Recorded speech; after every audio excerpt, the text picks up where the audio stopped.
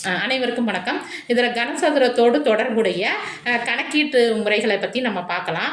முதல் சம்மா பாருங்கள். 5 சென்டிமீட்டர் பக்க அளவு கொண்ட கனசதுரத்தின் மொத்த பரப்பு மற்றும் பக்க பரப்பை காண்க. இதில் 2 கொஸ்டின் கேட்டிருக்கிறாங்க. ஒன்று வந்து மொத்த பரப்பு, இன்னொன்று வந்து பக்க பரப்பை. இதில் ஒரே ஒரு பாயிண்ட் நோட் பண்ணிக்கங்க.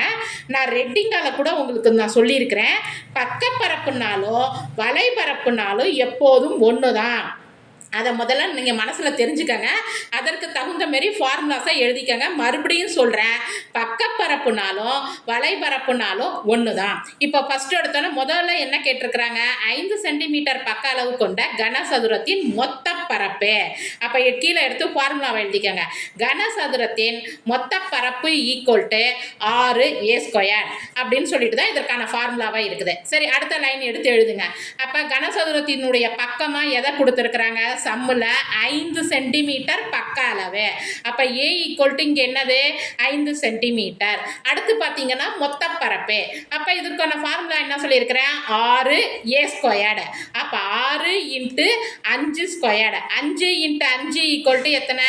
25. அப்போ 6 × 25 ஈக்குவல் டு 150 சதுர சென்டிமீட்டர். அப்போ இதற்கான ஆன்சர் என்னது? 5 சென்டிமீட்டர் பக்க அளவு கொண்ட கனசதுரத்தின் மொத்த பரப்பு 150 சதுர சென்டிமீட்டர். அடுத்து கனசதுரத்தின் பக்கப்பரப்பு. மறுபடியும் சொல்றேன், கேட்டுக்கங்க. பக்கப்பரப்புனாலும் வலைபரப்புனாலும் ஒன்று தான்.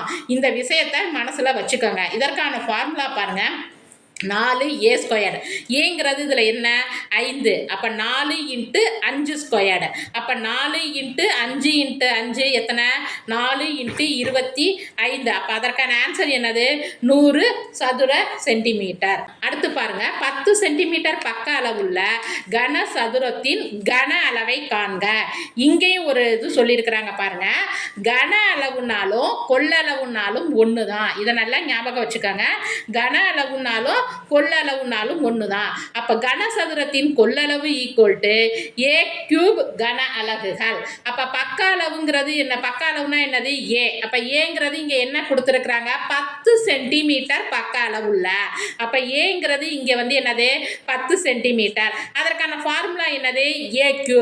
அப்போ a³ இங்கே என்ன வரும்? 10³ 10³ என்ன அர்த்தம்? 10 × 10 × 10. 10 10 எத்தனை? 100. 100 × 10 எத்தனை? 1000 சென்டிமீட்டர் கியூப். புரியுதுங்களா? அப்போ இதில் 10 சென்டிமீட்டர் பக்க அளவுள்ள கனசதுரத்தின் மறுபடியும் சொல்கிறேன், கன அளவுனாலும் கொள்ளளவுனாலும் ஒன்று தான். அப்போ இதற்கான ஆன்சர் 1000 சென்டிமீட்டர் கியூப். நன்றி, வணக்கம்.